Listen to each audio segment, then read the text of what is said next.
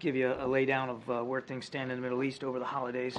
The President received regular updates from his National Security Advisor, Mr. Sullivan, as well as the National Security Team. And as you all know, he had the chance to speak again with Prime Minister Netanyahu yesterday.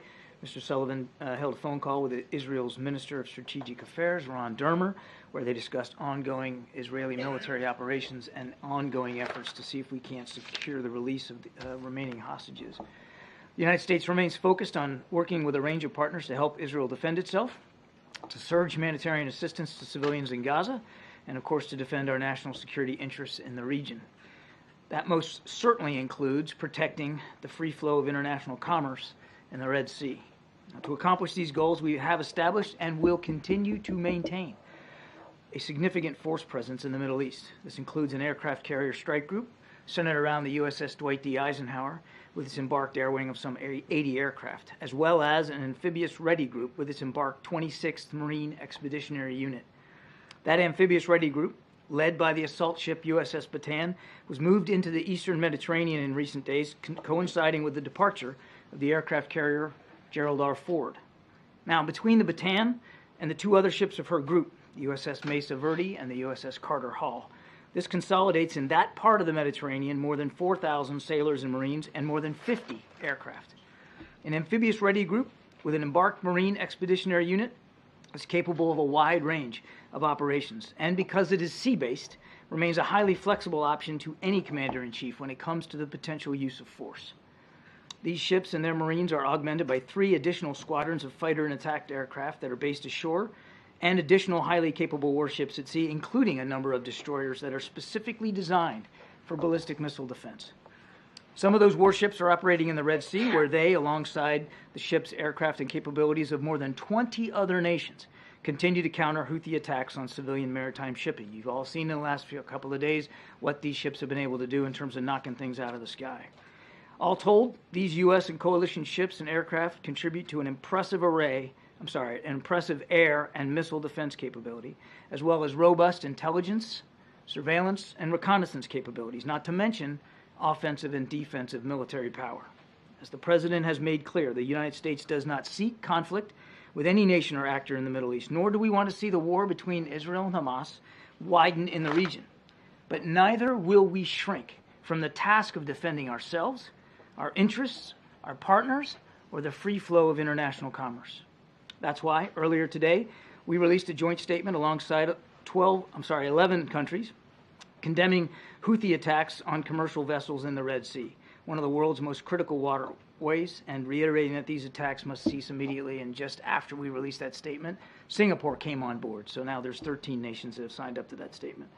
As we've made clear, these actions directly threaten freedom of navigation and global trade, and they put innocent lives at risk. This joint statement demonstrates the resolve of global partners against these unlawful attacks and underlines our commitment to holding malign actors accountable for their actions. Lastly, as you've seen, now in addition to this release, well, I think that's it. We'll take questions. Sorry. Thank you. I wanted to ask about Iran.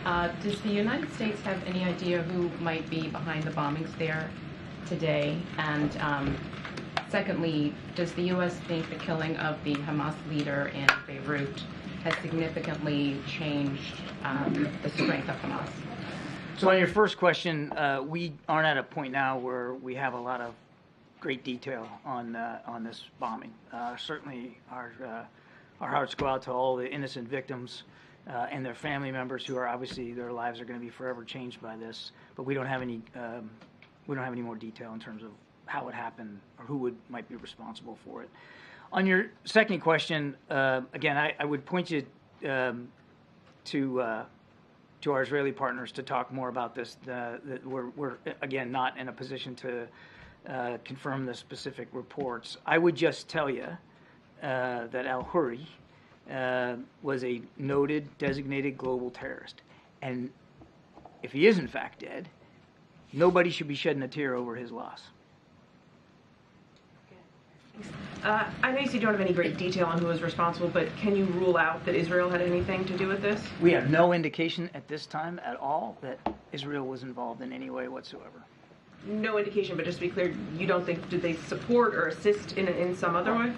I would I'm not going to speak for another nation. I would just tell you that we have no indication that Israel was in any way involved in this. And given that this was the Soleimani anniversary, did you have any intelligence that something was being planned for this day? We certainly had no indications that there would be some sort of violence surrounding the anniversary of his death. Just to follow up on the Lebanon issue, is there any concern that that particular strike might expand the conflict regionally? Well, I would just say, Trevor, everything that we've done, in fact, the laydown I just offered of the force posture changes that the president has ordered in the region has been designed to prevent an escalation or widening or deepening of this conflict. As we've said before, we don't want to see it widen beyond Israel and Hamas, and again, we're going to keep working with partners in the region to prevent that from happening. Okay, and then on the Red Sea, you mentioned that joint statement that came out today, and that Singapore has added their names to that as well. Yeah. But that is just 13 countries total. That's smaller than the 44 that issued a statement in December, and countries that you would think would be on that list, like France, are not. Is there a reason why that's not a broader group of countries that signed on? I mean, first of all, 13 other nations signing up to language like that, or 13 total nations, 12 others than us, I think is significant. Other nations can speak for themselves about their decision-making with respect to signing on to public statements. There are, as you know, many nations that are assisting us in Operation Prosperity Guardian in the Red Sea that don't want to be public, that are contributing capabilities, but they don't want it public. So I think you're seeing an increasing number of nations around the world, particularly as commerce in the Red Sea gets affected. And shipping companies are making difficult decisions about whether to transit the Red Sea and the impact that it's beginning to have on global commerce. Countries are more and more becoming aware of this increasing threat to the free flow of commerce in the Red Sea by the Houthis, and are increasingly being willing to express their discomfort with that. John, thanks so much. Is it the White House's view that the elimination of Hamas is an attainable goal? What we've said before is, well, first of all, the Israelis should speak to their military goals. We have said that we absolutely believe they have the right and responsibility to eliminate the threat that Hamas poses to the Israeli people. Now, they have said for themselves, Peter, that the way they're going about that is really targeting infrastructure, tunnels and command and control nodes, as well as leadership. It is not that unusual or different approach than we took ourselves in places like Iraq and Afghanistan, going after the leadership network. I mean, you can certainly significantly degrade a terrorist organization's ability to operate, train, and conduct attacks by going after its leadership.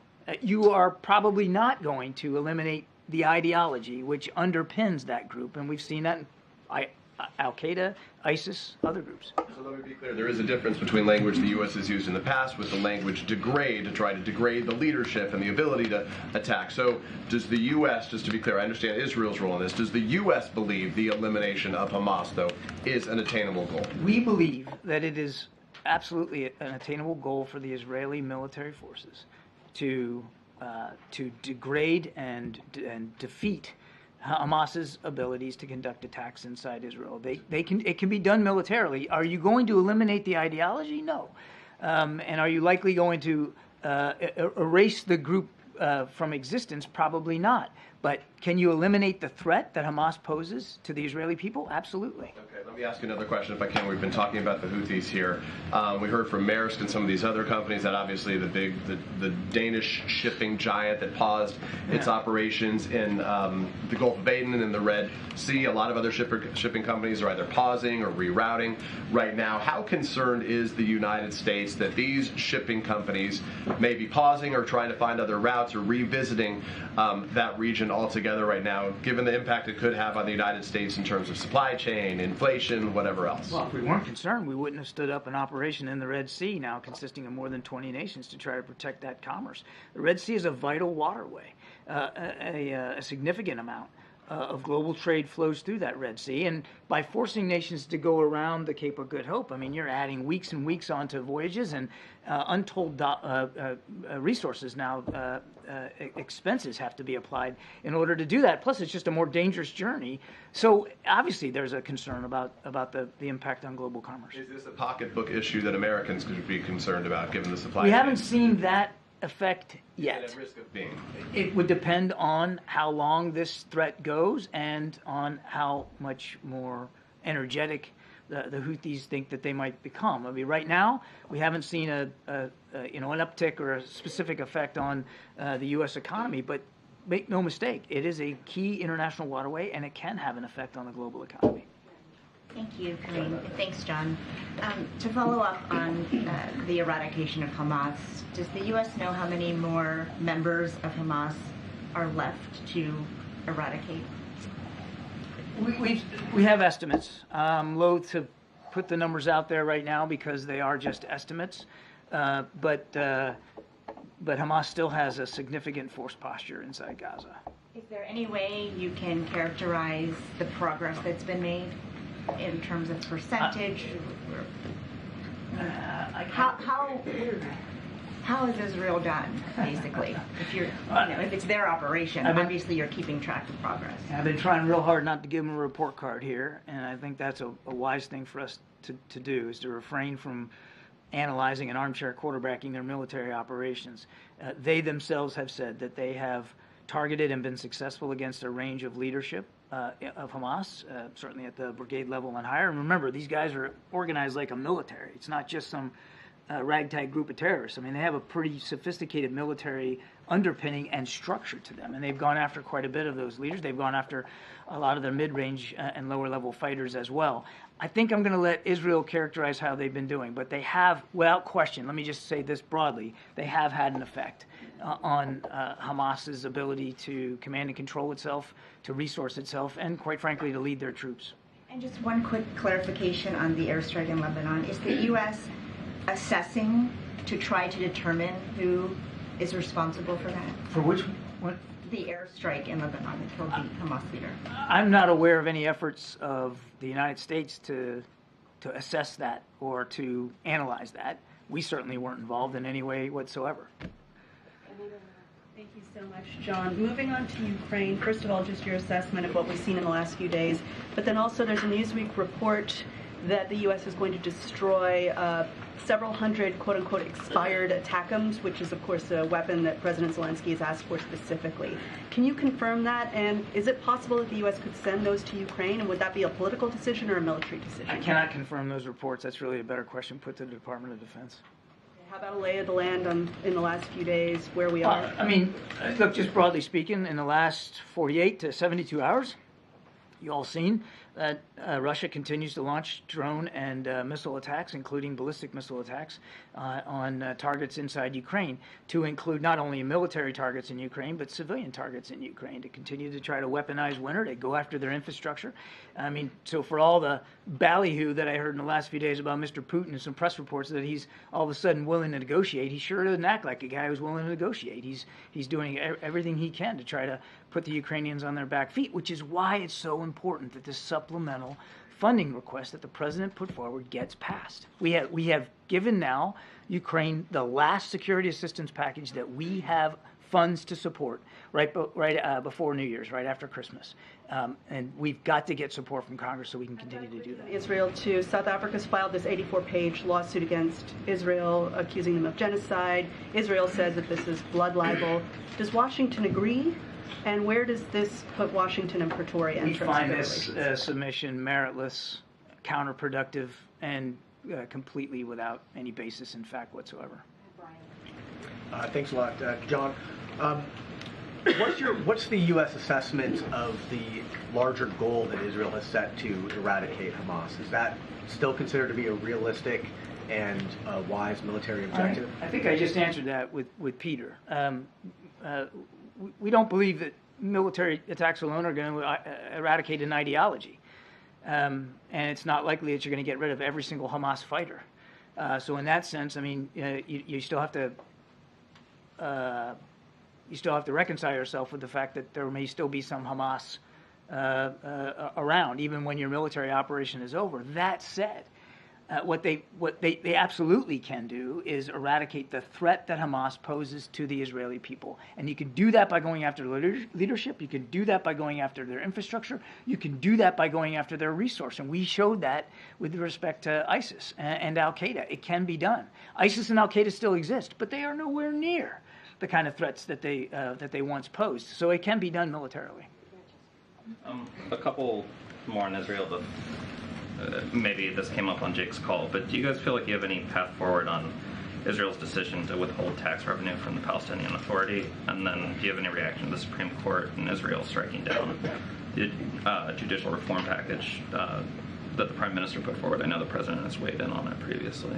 Yeah, I don't have any update for you on the tax issue. And on the judicial reform, we are going to be careful that we don't comment on the internal workings of a fellow democracy. What the president has said before stands today, which is, we want to see that as a vibrant democracy, any changes, that any governance changes that our Israeli counterparts try to pursue are done with the broadest base of public support possible. And then, sorry, just real quick, before the break, Karine talked about a possible regulatory review of the Japanese purchase of U.S. steel, but I'm wondering if there's a national security component to that review, and if NSC or if you're aware of anyone on the national security side looking into it, As far as I know, there's no updates to that review, and obviously anything like this, I mean, we carefully evaluate the degree to which there is a national security component, and we'll do that in this case, but I don't have an update for you. John, can you give us an update on the hostage situation in Israel and the kind of the status of the talks with the Qataris and others to move that forward? Is it the U.S. opinion that it's at this point pretty much stalled, or is there some hope of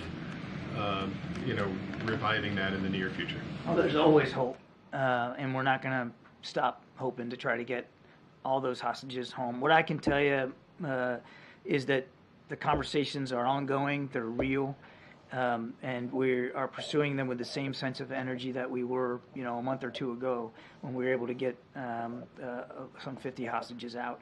I would tell you that I don't have any specific progress to report today, but we're not gonna stop talking about it. We're not gonna stop working on it, and we're not gonna stop engaging our partners. Are there any new talks scheduled with McGurk or anybody else in the region? There have been ongoing communications. I mean, I don't have anything on Brett's schedule to speak to specifically today. I think you can expect that he will be, as he has been, constantly engaged on this, as will David Satterfield on the ground. But it's an ongoing conversation. Just following up on that, John, when Prime Minister Netanyahu said yesterday that Hamas had given some sort of ultimatum on the hostages front, do you know what he was referring to? I don't. On a separate topic, I wonder what you made of Hassan Nasrallah's speech today. We are not scared of war. Does the U.S. hear that as escalatory or pretty consistent with what we've heard recently? I think we're going to judge actions and not words. We haven't seen Hezbollah jump in with both feet to come to Hamas's aid and assistance. We continue to message privately and, of course, publicly with y'all that we don't want to see this conflict widen. We don't want to see a second front opened on the north. We don't think that's good for the region, certainly not good for the Israeli people, and we're going to continue to deliver that message. On migration, Denver's mayor this weekend told CBS that his city needs arriving Venezuelan migrants to have the ability to work. Is the administration open to extending temporary protective status for Venezuelans who arrived after that July 31st date that you all set? I don't have an update for you on that. You probably should talk to Secretary Mayorkas and his team at DHS, but that's not something I would have an update for. Thanks, Karine. John, you mentioned the last aid package for Ukraine. If there's no deal with Congress, what happens once that's exhausted? I mean, will shipments of weapons just stop? They'd have to. They'd have to. We have. The president signed out the last security assistance package for which we had replenishment authority funds. That's it.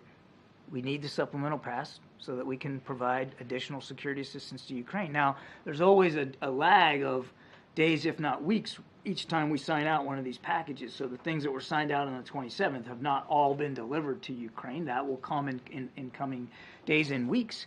But after that, absent supplemental funding, there's no other magical pot to dip into to try to get support for Ukraine. So there's no other pools of government weapons that could be used temporarily and then refilled later? I'm not aware of any Band-Aid fix that can be done. I mean, I don't want to get ahead of the decision-making process here. I mean, we're going to do what we can to continue to support Ukraine.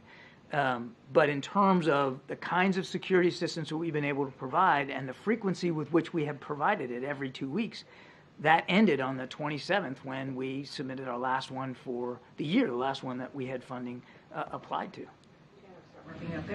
Thank you. A follow-up on a question. John, you just said that you have no indication that Israel is behind the assassination of Saleh Haruri. But Israeli cabinet ministers and Israeli officials are on the record saying that they are going to go after Hamas leaders. They're going to assassinate them just like they did in the 70s after Munich.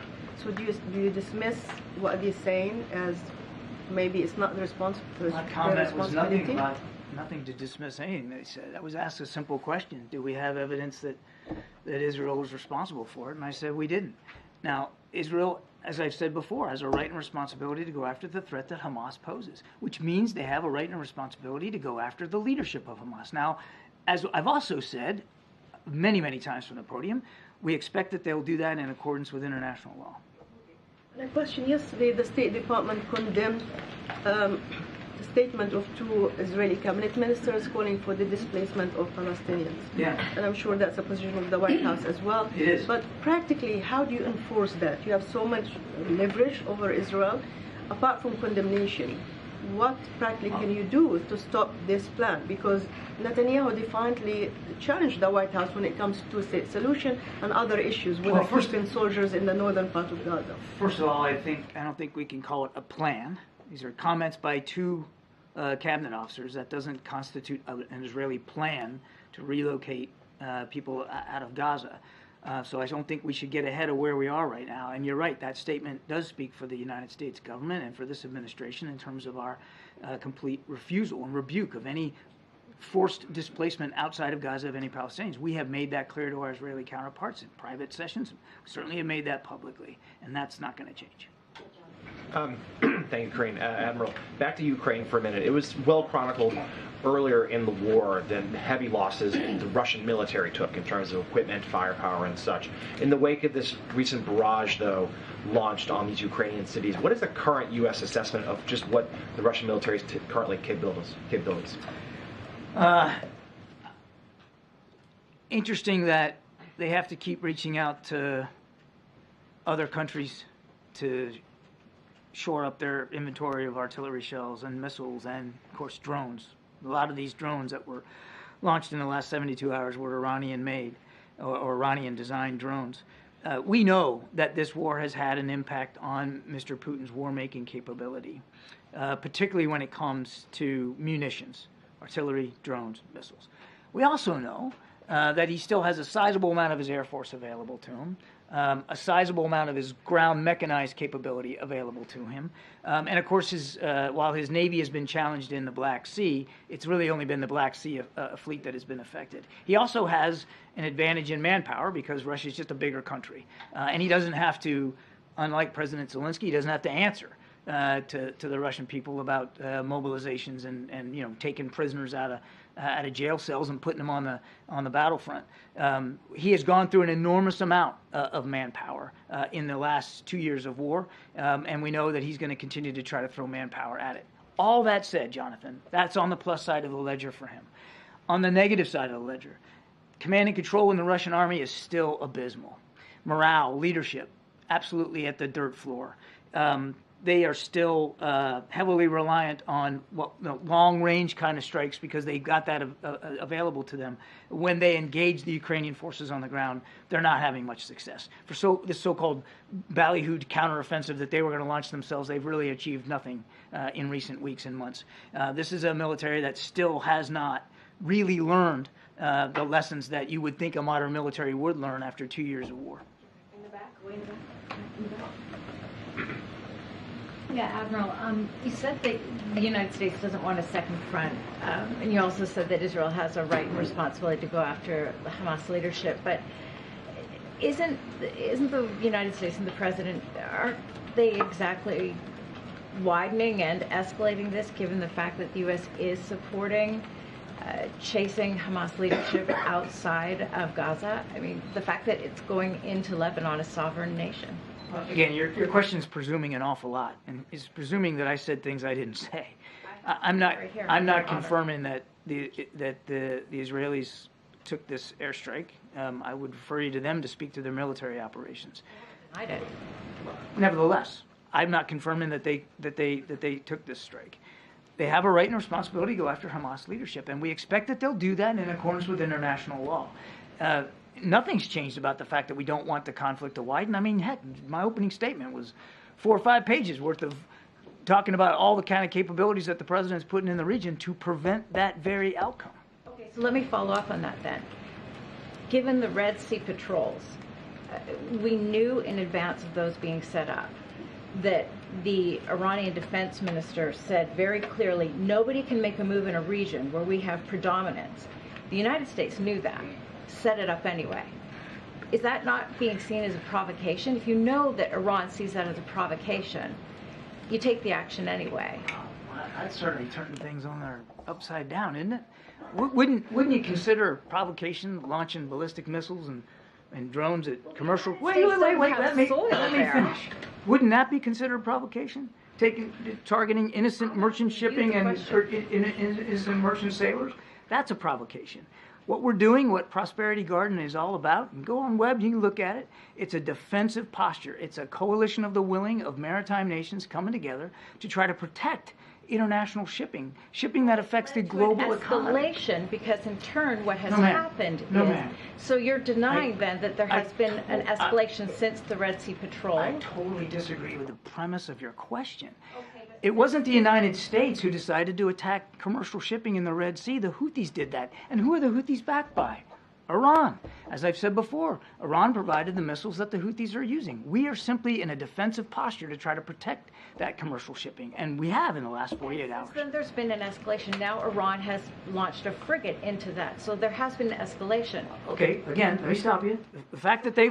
I ask you again, has the United States' actions supported an escalation as a result? No. You said that your words said... You asked me a question, ma'am, I answered it. No. You said nothing the president has ordered has been designed to widen or deepen this conflict. I stand by my answer. No. Okay, we got to move on to Danny, and then Merrick, and then we're... Thanks, Kim. Thanks, Admiral. Just on the, you mentioned a recent call with Netanyahu. Can you speak to the tenor of the recent conversations between the President and Prime Minister Netanyahu? There have been reports of sort of growing tensions between them, and I mean, can you describe to us what the tenor of those conversations? No, I'm not going to get into describing the tone and tenor. We do a readout of these conversations. We'll continue to do that. Look, these are two guys that have known each other a long, long time. They don't agree on every issue, and you shouldn't expect that they would agree on every issue. The President is able to have candid, forthright conversations with counterparts, and when you're friends with a country the way we are with Israel, those conversations can be, they should be candid and forthright. Thank you very much. 2 questions on Ukraine. Does the President support confiscating Russian frozen assets, $300 billion, to help Ukraine?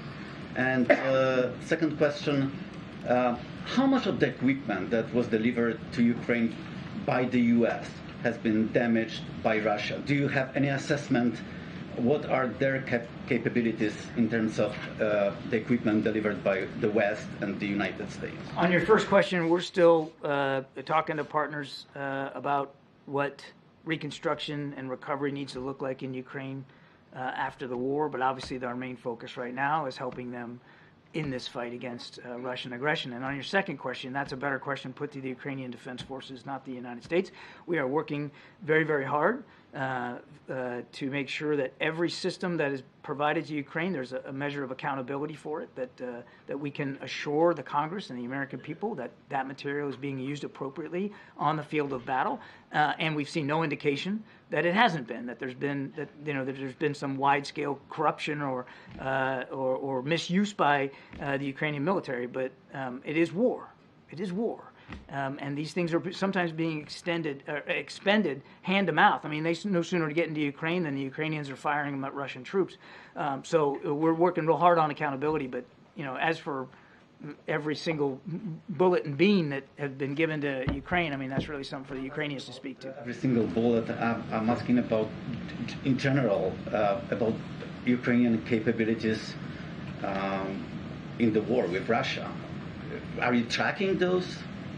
Of course we are. Yeah. In fact, we added expertise and individuals to the team in Kyiv, specifically for accountability purposes. And the Ukrainians understand our need for accountability. They share that, and they have made it clear that they're willing to work with us on accountability measures for all the systems that are being provided. I would just tell you, broadly speaking, without speaking to every single artillery shell, the kinds of material we give Ukraine is given to them with thoughtful deliberation based on what they say they need in the moment and in coming weeks. And we've seen that with every package that we've delivered. Number two, as I said, in many cases, this stuff is going right from the trucks and the trains to the hands of a soldier on the battlefield. Not everyone, but oftentimes it's that fast. They are using these things appropriately in defense of their country. Thanks, Admiral. Thank you. Thank you so much. Okay, Darlene, good to see you. You want to reset us and start us off again? Sure, good to see you too. For the first time in the U.S., there are wind turbines that have sent electricity to the grid. There's a wind farm off the coast of Massachusetts. It delivered some power just before midnight on Wednesday. It's a project the Biden administration had signed off on, and I was just wondering if the president supports this kind of energy. Is he aware? Any reaction that you can share? So I don't have a reaction for you at this time. I would have to get back to the team, and I certainly have not spoken to the president about this particular issue. As you just stated, that is something that we are, when it comes to wind turbines. You've seen the president visit many manufacturing factories where they are certainly leading with that and manufacturing those wind turbines. So certainly that is part of our climate change, certainly initiative, clean energy. So that's certainly something that we have been very much backing and supporting. But that particular issue, I have not touched base with the president about. And then two other quick ones. Will the president have a public schedule tomorrow or Friday? I don't have anything at this time for you. As you know, he will be traveling on Saturday for January 6th to Pennsylvania. That is something that the campaign is putting together. So if you have any specific details, we'll certainly make sure that you reach out to them. I just don't have anything else on his schedule for the next day or two. And is there a list of the scholars and the historians that the press office said he had lunch with today in the lead up to the January 6th? I don't have a list to share at this time. For folks who are not tracking, this afternoon the president met or had lunch with a group of scholars and historians to discuss ongoing threats to our democracy, whether here and also abroad. This is something that he tends to do, especially as we head towards an important day like January 6th. So it's something that it is commonly done. He's done it. He's met with a diverse group of historians before. I don't have a list to provide to you at this time. Thanks, Karine. On the scholars and historians meeting, that statement referenced threats to democratic institutions in the country. Does the president think that there are any specific policy changes that are needed to strengthen institutions ahead of the elections? I don't have any policies to announce or preview for you at this time. Look, the president has always been clear. I've been clear from this podium as well. What happened on January 6th was unprecedented, an attack on our core principles, an attack on our democracy. What we saw was an attack on our rule of law, attack on our Constitution. We saw the Confederate flag in the middle of the Capitol building. It was a terrifying and horrific day, and a dark day in our history, sadly. But I just don't have, as far as policy-wise and our strengthening our institutions, don't have anything to share at this time. But specifically, does he think the United States is ready to have free and fair elections in November? Well, we have to. I mean, that is what we need. We have to. That's what the president believes in, right? He believes in having a democracy that works, on having a free and fair election. That's something that he has spoken to, obviously. But I don't, as far as our policies for our institutions, announcing any new policy, I don't have anything just announced at this time. But clearly, that is something that the different agencies who are involved are certainly making sure that we get to a place that where Americans are able to vote freely in November. And do you have any reaction to the new data out of Treasury that the national debt has hit a record $34 trillion? So yeah, if you look at that data, it's a there's a trickle down debt. If you think about it, Republican tax cuts are responsible about 90% of it. Of the increase in the debt as a share of the economy over the last 2 decades, excluding emergency spending. And so, as we know, you've heard me say this, you've heard the president speak to this, of what he has done to certainly lower the debt. He signed a legislation to lower the deficit by $1 trillion, right? When you think about the Inflation Reduction Act, that's going to lower prescription drug costs and cracking down on the wealth tax cheats that we've seen. And then his agenda would cut the deficit another $2.5 trillion by making the wealthy pay their fair share. So that is what the president has done. What we've seen on the other side is the complete opposite. What they've tried to do is continue to give a tax break to the millionaires and the billionaires, and that what they have actually put forward would add more than $3 trillion to the debt. So that's what that data shows us, and that's what we have done to try to make sure. And the president has been very, very deliberate about this to make sure that we do everything we can to certainly deal with the debt. Get him, Jay. Thanks, Karine. Has the president been briefed on the imam who was shot and wounded outside of a New Jersey mosque this morning? Obviously, there's serious concern about this having been an act that was driven by Islamophobia. Just wondered what the White House... So we're aware of the shooting of the imam outside of the New Jersey mosque, as you just laid out, and certainly we're praying for his speedy recovery. Local law enforcement are all hands on deck, obviously, and is investigating, and we hope that they're able to complete their work soon. I don't have anything else. I would refer you to the FBI on any specifics, and I have not spoken to the president, but obviously we are aware of it. And just given that this is the first briefing of the new calendar year, is there a way in which you could sum up sort of what the president's top priorities are as we head into a new year, particularly given that this is the last year of his first term? So look, the way that we see the president's, even the president's first 3 years, he's done more in the first 3 years than presidents have done in the first 2 terms, or their first 2 terms, in their 2 terms of their presidency. And that is, if you think about historic pieces of legislation, whether it's infrastructure, whether it's Ships and Science Act, whether it is, is it the Inflation Reduction Act, as I just mentioned, which is historic in nature, as we talk about clean energy and lowering prescription drugs, that is incredibly important. And what we need to do, and what the president wants to focus on, is implementing those, right? Continuing to implement those really key important legislation. That's what you're going to see the president do.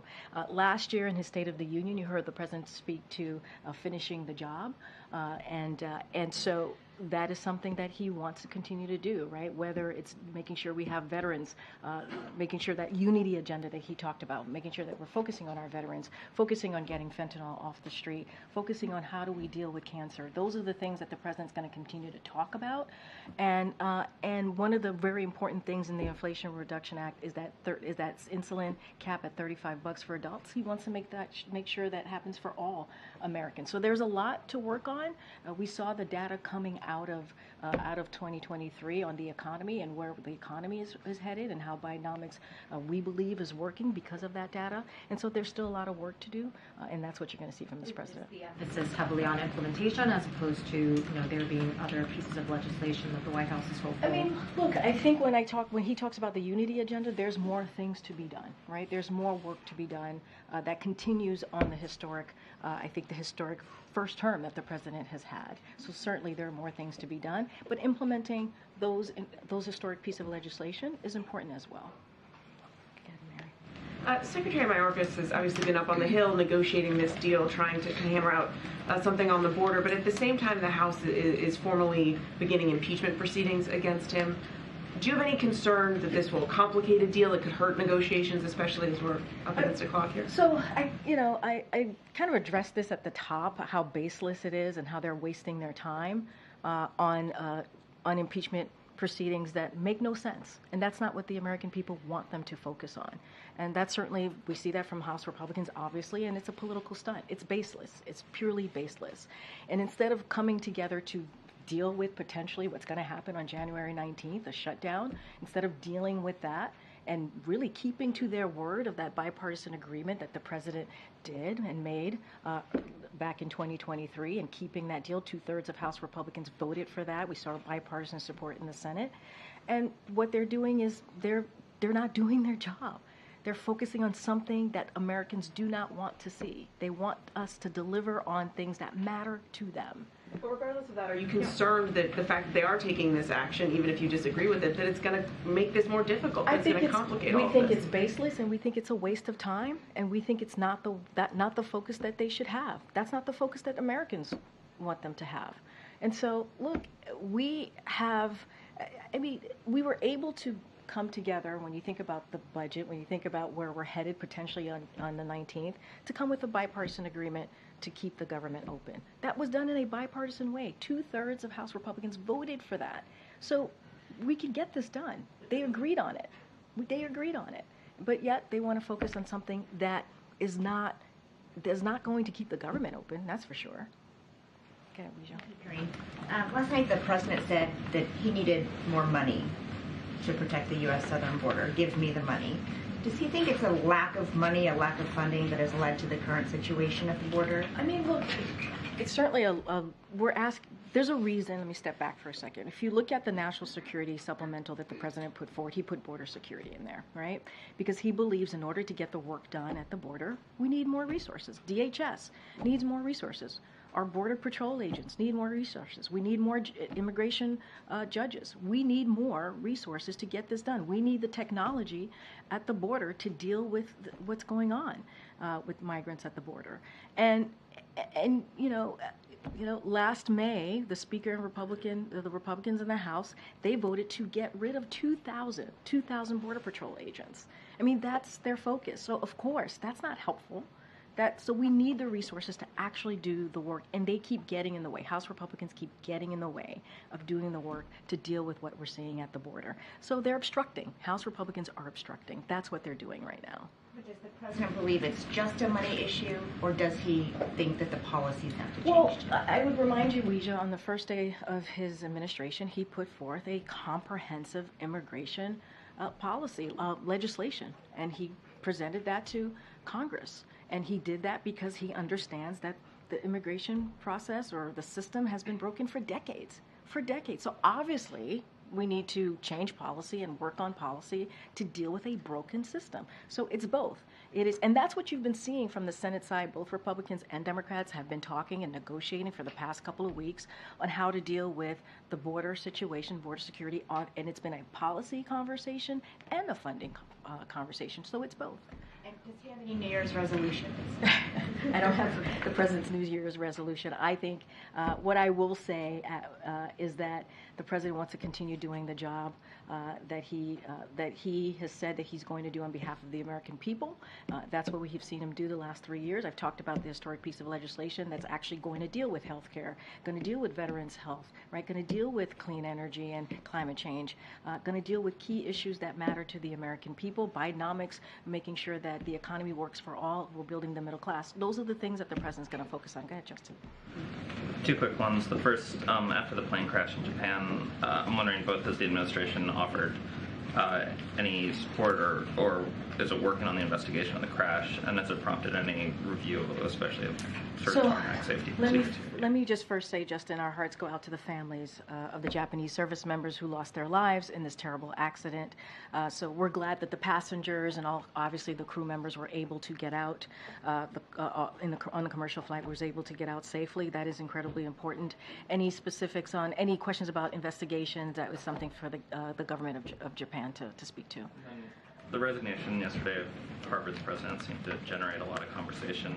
I know the president, or you, weighed in after her testimony on Capitol Hill, but I'm wondering if you have a reaction. So, look, I know there's been a lot of coverage of this, and so I want to be very mindful and careful, and I've said this before, when it comes to either private institutions or colleges and universities, we're not going to comment. We're not going to comment on any personal decision that's been made. And I want to, as you asked, because you asked me our comments from here and what we said from here, we believe that this is a moment for leaders to have moral clarity. That we believe that is incredibly important at this time to have moral clarity, and look, any calls for genocide are monstrous and they're antithetical. There should not be a place for that in this country, and we're always going to call out hate, and we're always going to be very, very clear about that. And I will add that you heard the university presidents who testified also apologize, right? And you heard them say this. I'll quote what President Gay said. She said, "I'm sorry, words matter." I'll quote what President McGill said. "I was not focused on, but I should have been, the irrefutable fact that a call for genocide of Jewish people is a call for some of the most terrible violence human beings can perpetrate." So we believe it's a time to stand up and show leadership, and we believe that's what we did at that time. Thanks, Karine. On the border negotiations, can you comment on the concerns raised by some of the Hispanic caucus members and other elected Latino leaders who feel they've been kind of cut out of these talks? So look, we've been in touch with Democrats, obviously members of the Hispanic leadership, and we've done that as these conversations have been going. We're not going to speak to certainly private conversations. Look, I'll say this. The president believes that we need to have a bipartisan agreement. That's where he believes, on both funding and also policy. And that's what you've seen from Democrats and Republicans on the Senate side. And that's what they've been doing. They've been having those conversations during the holiday season and throughout this week as well. And so we believe those conversations are headed in the right direction. And so, again, I said this moments ago, the president believes our immigration system is broken. That's why he put forth a legislation to deal with the comprehensive legislation to deal with the immigration system. And so now we're having a conversation, a bipartisan conversation about how to move forward. We're going to continue certainly to hear from the leaders, obviously, and to hear what they have to say. And we've been in touch with them. We've had conversations with them. Not going to go into private conversations. And, it's being hammered out. I don't want to get into specifics from here, what the policies are going to look like, what's in or what's out. We think it's heading in the right direction, and it is important to have these conversations. One of the concerns that they've raised, they say the discussions is leading the Biden administration into a trap. Asylum discussions, that making it harder to migrate legally will only increase irregular migration. Have you heard that from them specifically? And how does? So look, I've seen the reporting just like you have. Obviously, the team here has had conversations with leaders. Here's the situation, right? The situation is that this immigration system has been broken for decades. And we need to have a bipartisan agreement to move forward on how to deal with the system. That's what we need to do, both on a policy front and a funding front. And so that's what you're seeing from the Senate side on both Republicans and Democrats, and it's been weeks of conversations and negotiation. And we think that is important. That's the only way we're going to be able to deal with this issue. And it's headed in the right direction. I'm not going to get into asylum. I'm not going to get into asylum policy. I'm not going to get into specifics. And so I'm just going to have to leave it there, obviously. Go ahead, Michael. Thanks, Karine. The House committee is moving ahead with impeachment proceedings against Secretary Mayorkas. There's a hearing scheduled for next week, so I'd just like to get the White House response, and also just to clarify, does the president still have confidence in the secretary? Absolutely, the president has confidence in the secretary. I think, and I've said this moments ago. I said it at the top as well. We believe that what they're doing, the House Republicans are doing with this impeachment inquiry, is baseless. We believe that it's a political stunt. And we believe there's no time for that right now. There are things that the American people want us to get done, and that's what they should focus on. It is unfortunate that this is where the House Republicans, that's the road that they want to go down with this impeachment proceeding. That is really unfortunate when the American people have been very clear. They want us to see it. They want us to work in a bipartisan way to get things done for them, and that's what the president wants to do. Go ahead, Karen. Back on the border negotiations. Has the president spoken to Secretary Mayorkas since he met with the bipartisan negotiators on the Hill yesterday? I don't have. I would literally would have to check. I don't have any call to read out. But obviously, the president speaks to his cabinet secretaries on a regular basis. But on this particular meeting, I don't want to get ahead of that. So I would have to check in. But he speaks to them on a regular basis. Obviously, it's his cabinet. And you've said you're not going to get into the details of what's being negotiated, but broadly, does the White House want to see Congress clear the supplemental before turning to the government funding issue for January 19th? As you just laid out, Congress has a lot of work to do. They do. The supplemental, the reason that we put forward a supplemental, they are emergency requests that we believe are incredibly important and that needs to be dealt with on behalf of the American people. So obviously, those are important. Those are emergency requests that the president asked for. So critical, very critical to the American people. And, their basic job for Congress, more broadly, is to keep the government open. That's their basic duty, is to keep the government open. And all they're doing is dealing with a bipartisan agreement that the president made with Congress, right? It's something, again, I'm going to repeat myself here, something that 2/3 of House Republicans voted for, something that we saw come out of the Senate in a bipartisan posture. And so they have a lot to deal with. And they should just do their job. Does the president still have plans to visit the disaster site in East Palestine, Ohio? So I don't have any schedule of the president at this time, but I will say this: the president continues to oversee, as you know, and we've said it multiple times from here. It was a robust recovery effort to support the people of East Palestine, and we will visit when it is most helpful. The president will visit when it's most helpful to the community, and so we're going to continue to stay on the ground as long as possible. Remember, because we had that robust operation while ensuring that Norfolk Southern is held accountable for the trauma they inflicted on this community. But in the meantime, this is another thing. I was just asked about Congress, the supplemental and the budget. This is another thing that we want Congress to act on. It is important that they do their part to enhance rail safety. That is something that Congress has to do, and they have to do it by passing a bipartisan Railway Safety Act. That is something that they need to get to. But the president's going to continue to be there for the community, as he has been for the past several months. And Argentina has reported 3 foreign nationals, Syrian and Lebanese, arrested on suspicion of plotting a terror attack. Is that something the U.S. is monitoring? Does it raise concern levels here? I don't have anything for you at this time. Get it.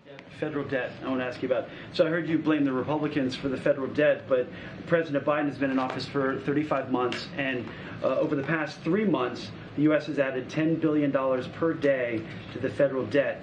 So, and that's not turning around. So is there a discussion here about cutting spending then? Republican tax cuts are responsible for 90%. 90% of the increase in the debt. 90%. That is something that Republicans are responsible for.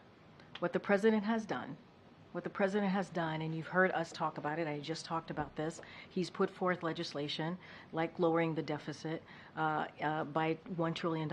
And that's part of the lowering prescription drug costs and cracking down on the wealthy tax cheats. That's what he's done. $1.5 trillion, again, another way to lower the deficit, and that is through wasteful spending on special interests like Big Pharma. The president beat Big Pharma. That's what he was able to do last year because of the policies that he has put forth. And meanwhile, you know what? The GOP, or congressional Republicans, what they want to do is they want to continue with their Maganomics. What they've proposed will add $3 trillion to the debt. That's the numbers. You're a data guy. That's the numbers. That's what we have seen. Real quick, also on the border, the vice president is in Los Angeles. Went to Los Angeles to Las Vegas today, and the House Speaker is along the border. Does the president still have confidence that the vice president can get to the root causes of the migration to stop the flow? The president sees the vice president as a partner. She's a partner with him on all of the successes that we have seen, what we've been able to do the first term in this administration, the first 3 years of this administration. I just listed out historic pieces of legislation that we've been able to get done, whether it's lowering prescription drugs, whether it's dealing with veterans care, whether it's dealing with climate change, whether it's Bidenomics dealing with the economy. That is something that he has done in partnership with the Vice President. So he has all confidence in her and will continue to do so. He has confidence in the Vice President. I answered your question. Go ahead. With the additional indictment of Senator Menendez, does the President think the senator should resign? That's up to him. That's a decision that he needs to make. And obviously it's a serious matter. And he thinks it was the right thing that he stepped down as chairmanship. As anything else to your question, that's something for the senator to decide on. Broadly, though, does the president trust the senator? And has the senator been cut off by the White House, communications I'm not going to get into any private discussions here at the White House, but that is something, as it relates to him resigning, that is something that the senator has to deal with. Go ahead. You mentioned the immigration proposal that the president put forward a few times. Are there any pieces of it that the president is now pushing for in these border talks? I'm not going to get into negotiations from here. Why is he not actively pushing for any parts of it? I didn't say he wasn't. I'm just saying I'm not negotiating from here. Okay. Thank you, Karine. A couple weeks ago, you had said what we're seeing at the border isn't unusual, but in the month of December, there were more than 302,000 migrant encounters, the highest total for a single month ever reported. So does the administration concede that what we're seeing now is unusual? What I said was, to be exact, is that what we're seeing at the U.S. is ebbs and flows in how many migrants arrive at the border. It's something that happens every year. It ebbs and flows. And it's fueled by efforts of smugglers to encourage irregular migration. And I will add, since May 12th, DHS has removed folks who have been here illegally, who were not here on a legal basis, about 460,000 people that they've been able to remove. That's what I said. Every year we see an ebbs and flow, and that's what we're seeing at this time, and which is caused by misinformation and disinformation from smugglers. Well, ICE reported that they only deported 142,000 in all of fiscal year 2023. December had more than double that, crossing just a single month. So how is that really a measurable consequence? Since May 12th, DHS has been able to remove and return over 460,000 individuals who did not have a legal basis to be here. That's what DHS has been able to do since May 12th. And I will remind you, that just last week we had Homeland Security Advisor Sherwood Randall and Secretaries Biden and Mayorkas meet with the Mexican government just last week, and it was a productive conversation. And we believe that the President of Mexico has taken significant enforcement actions, and we are starting to see the results. And so a lot of this is diplomacy, right? A lot of it is having diplomacy. A lot of it is enforcement. I just laid out how last May, while DHS was starting to remove folks who were not here on a legal basis, you had House Republicans voting to get rid of 2,000 Border Patrol agents. That's what they were doing. So we're trying to deal with the issue, and we get it. It ebbs and flows every year. We get it. We understand what's happening at the border. That's why there's negotiations happening on the Senate side where Republicans and Democrats deal with this issue. Dealing with the issue as the administration's also fighting to keep up, to remove razor wire along the border that is intended to keep, this surge lowered, to keep people out from crossing illegally. Governor Abbott's razor wire does not prevent. It does not prevent non-citizens from unlawfully crossing. That's not what it does. If anything, it puts at risk, it puts the lives of the Border Patrol at risk. It puts them in danger. That's what the razor wire does. And that's what the Governor Abbott is doing. Again, a political stunt that doesn't actually fix the problem and puts Border Patrol agents... Fixing it right now? Well, I just don't... But, Sure, a temporary solution, obviously. But I guess the reason that I'm coming Jackie, to it from this perspective is because... It puts Border Patrol... it puts them in a difficult position, right? I hear you. But when you're talking about the impeachment proceeding, for instance, as baseless, and you have,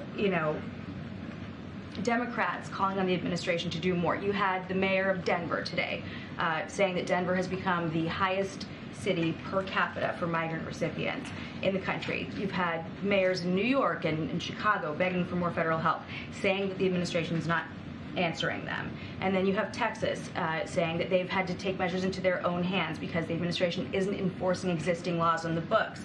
The numbers keep going up. You have, records being shattered every month. a population bigger than the size of Seattle coming in since October. And I understand where you're coming from, but in the meantime, when there's really not been any progress, and you always talked about how this has been an issue for decades, what is the administration doing right now to actually improve the crisis at the border? We have House Republicans that's literally blocking the president's effort to do something. That's what they're doing. They're playing political games. They're doing political stunts. Literally, House Republicans themselves voted to decrease the amount of Border Patrol agents by 2,000. They're getting in the way, and they don't want to help. But we are glad that we are working with Senate Republicans and Democrats in a bipartisan way to come up with a bipartisan agreement to deal with the border security. That's what we're seeing. Those negotiations have been going on. They're continuing this week, and we really do hope that we come to a place where we can talk about a bipartisan agreement where we can deal with the funding and the policy. And House Republicans are getting in the way. That's what they want to focus on. That's where they see there could be the most effective. And that's not what we believe. That's not what the American people want. Go ahead, Peter.